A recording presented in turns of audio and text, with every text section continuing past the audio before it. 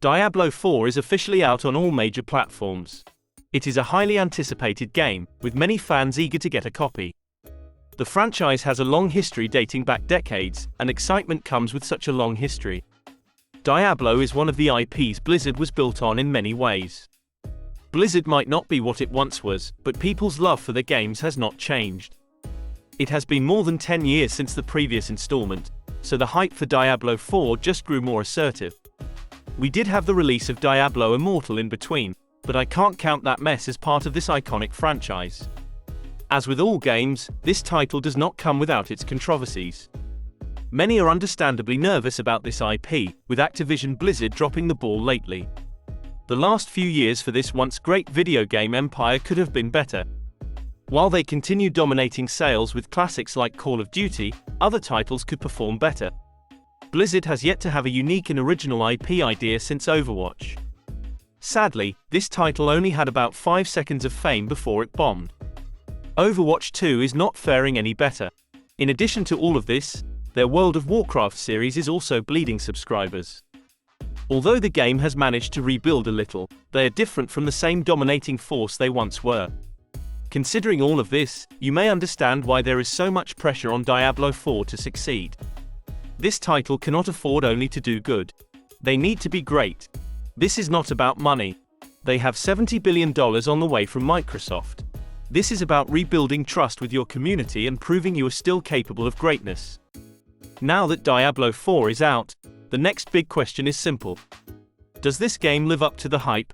After a little bit of time with the game, it is everything that fans were hoping that it would be. It does not come without its faults. While the gameplay is excellent, the options are endless, and the character design is fantastic. Story-wise, it can be better. That, of course, is a minor criticism. Most people do not play Diablo for its story. Over the past few days, extensive criticism has also been the nerfing of 4 character classes. The Barbarian is one of the classes affected by this nerfing update the most. Lots of its powers and damage-dealing abilities are reduced.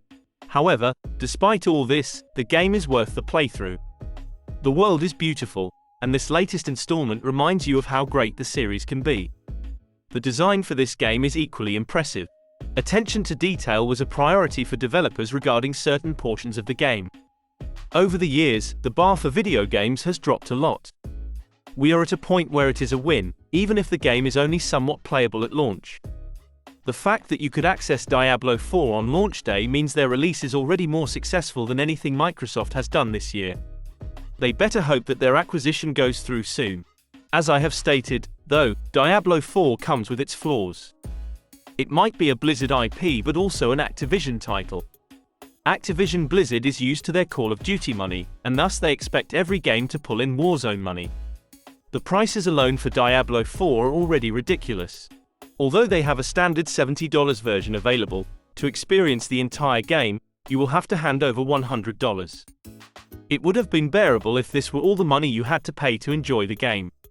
Sadly, it is not enough to make lots of money. You need to make all of it. This brings us to microtransactions. Sadly, Diablo 4 is filled with them. The main currency within this game is platinum. This in-game currency can be bought with real money. 2,500 platinum will cost you $26. Horse armor for your new mount will set you back $16. If you want to buy all these cosmetics, it will cost you around $357. There is only one saving grace for all of these microtransactions. Luckily, none of these extra costs have any effects on actual gameplay. They are all just additional add-ons. However, with a price point of $100, we should have everything included at no additional cost. Companies will tell you they must add this extra cost because game development is expensive. Although the costly part is genuine, the more money part is not. The billions you make on sales is plenty. You do not need billions more in other transactions. You want that money because it is never enough. With that, I still commend them for no game-altering microtransactions. With Diablo 4 officially out, there is another point of discussion. It is a small minority of the community who fixate on this, but they can still be vocal. This point of discussion centers around diversity within the game itself. Many communities feel that they are not represented in video games. This is particularly true for them when it comes to character creation. Women, people of color, and the LGBTQ community complain that not enough options represent their looks. However, Diablo 4 is being praised for its effort to include more diverse options. While you cannot make everyone happy, they did at least try.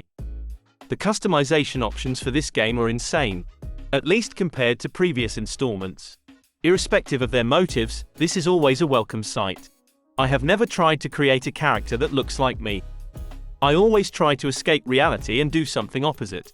Other times I make girls that I find attractive. I do understand, however, that character creation is essential for other people. Representation is crucial, and people want to feel included. I don't know if Diablo is the best place for representation. They have necromancers and barbarians. These characters are not exactly known for their LGBTQ likeness. Games like GTA with real-world characters are better suited, but as I have said, if Diablo can make you feel more included, more power to you. Ultimately, most people enjoy playing Diablo 4. I think it likely won't win the Game of the Year, but that does not mean the game sucks.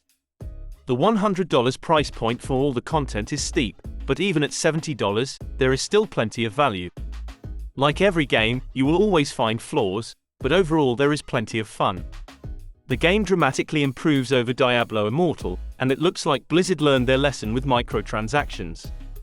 Although plenty of those practices are in this game, I have seen worse offenders.